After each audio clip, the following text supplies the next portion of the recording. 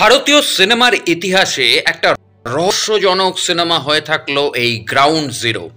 কারণ গ্রাউন্ড জিরোর ব্যানার কারা? গ্রাউন্ড জিরোর ব্যানার কিন্তু এক্সেল এন্টারটেনমেন্ট, যারা আজ থেকে 21 বছর আগে লক্ষ্যের মতন সিনেমা আমাদেরকে দিয়েছে। এবং এখনো এক্সেল এন্টারটেনমেন্টের যে ফার্স্ট যে লঞ্চ লোগো, সেই লোগোতেও কিন্তু তাদের সেই লক্ষ্যের থিম সংটাই বাজে, থিম মিউজিকটাই বাজে।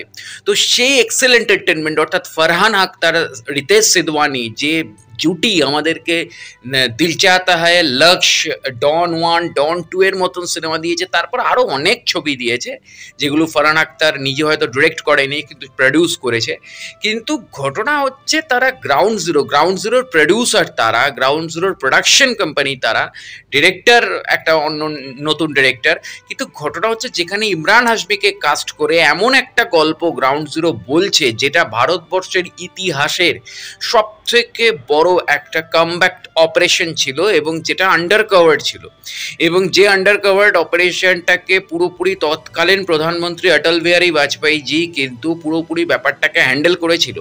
কারণ তখন কার্গিল ওয়ার সবে সবে আমরা শেষ করেছিলাম, তারপরে আমরা আমাদের সংসদে হামলা হয়েছিল, এবং সাংসদের হামলার পাশাপাশি আমাদের অক্ষরধাম মন্দিরে হামলা হয়েছিল।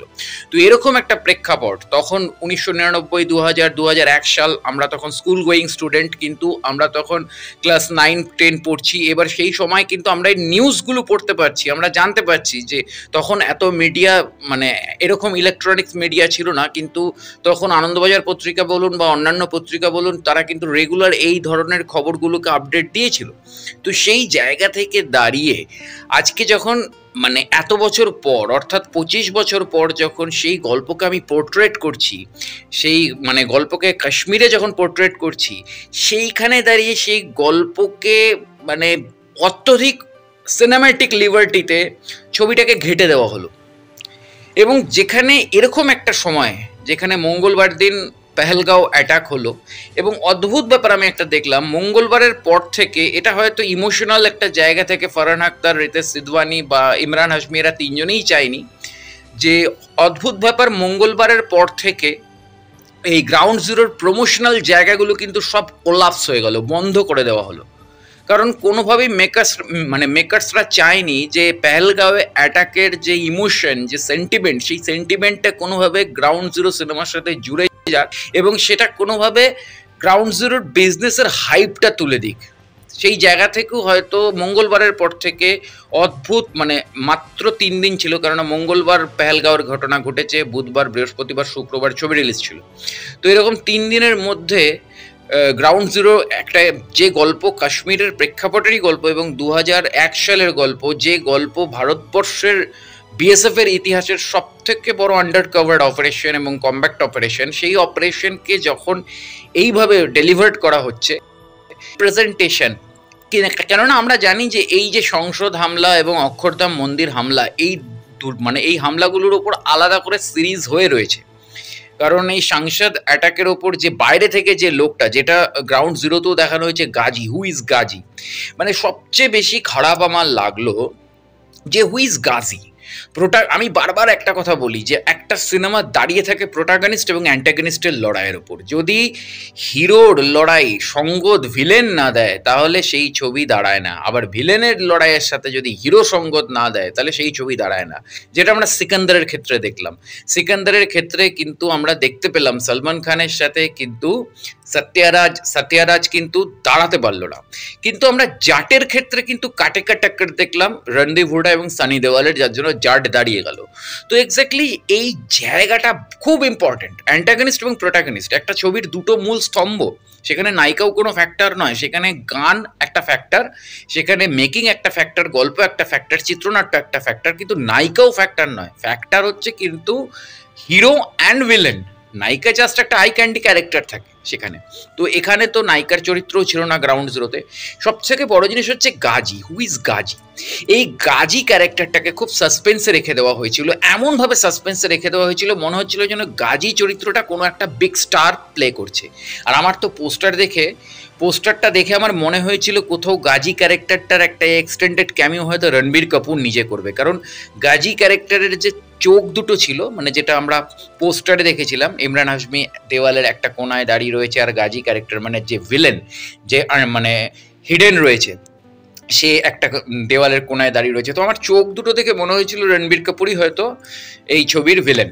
তো এটা খুব একটা ইন্টারেস্টিং ছিল, যদি রণবীর কাপুর ভিলেন হতো ছবির হাইপ কিন্তু একটা অন্য জায়গায় চলে যেত। কিন্তু যা এমনভাবে গাজীকে প্রেজেন্ট করা হলো প্রথম থেকে, যেন মনে হলো গাজী খুব বড় একজন স্টার, সে যখন পর্দায় আসবে তখন ছবি একটা অন্য টার্ন নেবে। কিন্তু তাকেও এমনভাবে রিভিল করা হলো লাস্টের দিকে, যেখানে দাঁড়িয়ে মানে কোথাও এর থেকে স্পেশাল অপস অনেক বেটার ছিল। কারণ স্পেশাল অপসও সেম গল্পই প্রায় বলেছে, কারণ স্পেশাল অপসেও কিন্তু আমরা দেখেছি যে হিম্মত সিং অর্থাৎ কে মেননের চরিত্র, তিনি কিভাবে সেই লোকটাকে প্রায় 20 বছর 22 বছর ধরে খুঁজে কিন্তু বার করেছিল।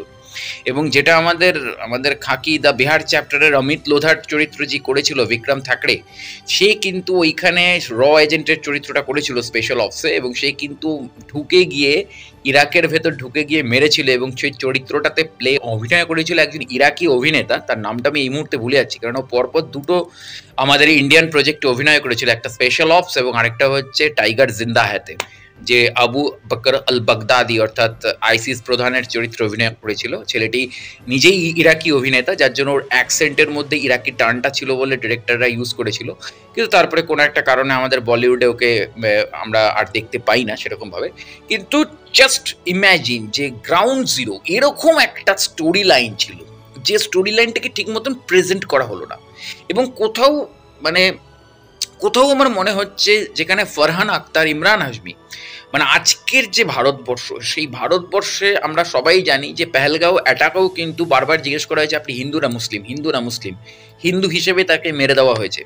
তো এক্স্যাক্টলি বারবার কাশ্মীরে যখন এরকম একটা প্রপাগান্ডা তৈরি হয় যে ওখানে হিন্দুদের উপর অত্যাচার করা হচ্ছে, সেখানে গ্রাউন্ড জিরোতে যেখানে গল্পের মধ্যে দেখানো হচ্ছে যে কিভাবে বিএসএফ এর অফিসারদের উপর অ্যাটাক হতো, এবং সেখানে যে পাথরবাজি, যে হামলা, যেগুলো কাশ্মীরের মানে 370-এর সময় যে চলতো যে ব্যাপারগুলো, সেই ব্যাপারগুলোকে কিন্তু প্রেজেন্ট করা হয়েছিল। কিভাবে তাদেরকে ব্রেন ওয়াশ করা হয়, কিভাবে জান্নাত, কিভাবে হুর, কিভাবে জান্নাতে গেলেই বিরিয়ানি খাওয়া হবে, প্রতিদিন বিরিয়ানি খেতে পারবে, এই বলে গরিব ছেলেগুলোকে কিভাবে হ্যান্ডেল করা হয়েছিল, যেটা আমরা মানে আজমল মানে কাসাবের বয়ানেও পড়েছিলাম।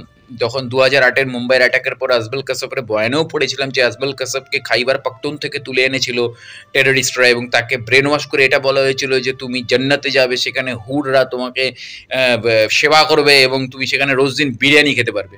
তো এক্স্যাক্টলি দ্যাটস ইট, মানে এইভাবে তাদেরকে ব্রেন ওয়াশ করা হয়, ব্রেন ওয়াশ করে তাদেরকে টেররিস্ট করা হয়। এবং এই যে প্রেক্ষাপটটা, এই প্রেক্ষাপটটা আরো সুন্দরভাবে ডিজাইন করা হয়েছিল, এবং যেখানে বাস্তবে ফারহান আখতার এবং ইমরান হাশমি দুজনে একটি মুসলিম সম্প্রদায়ের প্রতিনিধি হিসেবে ছবিটা করছে। তো এই ছবিটার উপর অনেক বেশি আকাঙ্ক্ষা ছিল আমার অনেক বেশি একটা এক্সপেকটেশন ছিল কি হ্যাঁ, সেখানে ইমরান হাশমি তার কাজ চূড়ান্তভাবে ফাটিয়ে দিয়ে কাজ করে গেছে।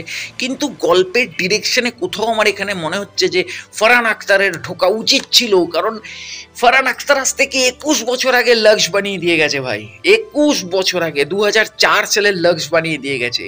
সেই ফারহান আখতারের প্রোডাকশনের সিনেমা গ্রাউন্ড জিরোকে আজকে সবাই উড়ির সাথে তুলনা করছে, যে উড়ি যেটা পারলো সেটা কেন গ্রাউন্ড জিরো পারলো না। এর পেছনে দুটো কারণ উড়ির গল্পের প্রেক্ষাপট ছিল 2016, তখনকার যে টেকনোলজি, তখনকার যে টেকনিক, মিলিটারি টেকনিক, আমি বাস্তবের টেকনিক বলছি, সেই টেকনিক কিন্তু 2001 সালে মিলিটারি বা বিএসএফ এ ছিল না। ফলে তখন কিন্তু বিএসএফ এর কাছে মূল মোটো ছিল যে সেখানকার মানুষকে ভুলিয়ে ভালিয়ে সেখানকার মানুষের মধ্যে থেকে গণচেতনা বোধটাকে জাগাতে হবে এবং তাদেরকে মূল স্রোতে ফিরিয়ে আনতে হবে, যেটা আমাদের এখানে মাওবাদীদের ক্ষেত্রে হয়েছিল যে আত্মসমর্পণ করো এবং তোমরা মূল স্রোতে ফিরে এসো। তো এক্স্যাক্টলি এইটাই গল্পর প্রোপাগান্ডা ছিল, কিন্তু গল্পের সিনেম্যাটিক লিবার্টি অত্যধিক অতিরঞ্জিত করতে গিয়ে কোথাও গল্পটাকে ফেলে দেওয়া হলো। কিন্তু সত্যি কথা, আমি এই সিচুয়েশনে দাঁড়িয়ে এই পেহেলগাঁওয়ের এই ঘটনার পরে এরকম একটা সেন্সিটিভ জোনে দাঁড়িয়েও আমি দর্শককে রিকোয়েস্ট করব যে কোথাও এই সিনেমাটা দেখুন, কারণ এই সিনেমাটা সেই সময়ের গল্প বলবে যে সময় কাশ্মীরে আতঙ্ক একেবারে গ্রাস করে ফেলতো, যেখানে মিলিটারি বা বিএসএফদের সিকিউরিটি ছিল না। সেই জায়গায় আজকে তো যেটা হয়েছে সেটা খুব ন্যাক্কারজনক ঘটনা ঘটেছে। সেটা একটা ফাঁকা ভ্যালিতে, এবং সেখানেও একটা সিকিউরিটি আমাদের একটা ডিসঅর্ডার হয়েছে, সেখানেও ইন্টেলিজেন্স ফেলিওর হয়েছে, সেখানেও অত বড় ভ্যালিতে কোথাও কোনো পুলিশ ছিল না, কোনো সিআরপিএফ ছিল না, পর্যটকরা চলে গেছে। তো সেসব নিয়ে আমি এখন কথা বলতে আসছি না, কিন্তু গ্রাউন্ড জিরো দেখাটার দরকার আছে। কারণ গ্রাউন্ড জিরো, এই যে আজকের যে ঘটনাগুলো ঘটছে, এই ঘটনাগুলো যে অতীতের ঘটনা থেকে ইন্সপায়ার্ড, সেই যে জায়গাগুলো, সেই জায়গাগুলো আপনাকে ধরার জন্য গ্রাউন্ড জিরোর মতন সিনেমা বা স্পেশাল অপস বা এই ধরনের ছবিগুলো আপনাদেরকে দেখতে হবে। তো এক্স্যাক্টলি অবশ্যই দেখুন এবং জুড়ে থাকুন আমার চ্যানেল এবং পেজের সাথে। দেখা হচ্ছে পরের ভিডিওতে। নমস্কার।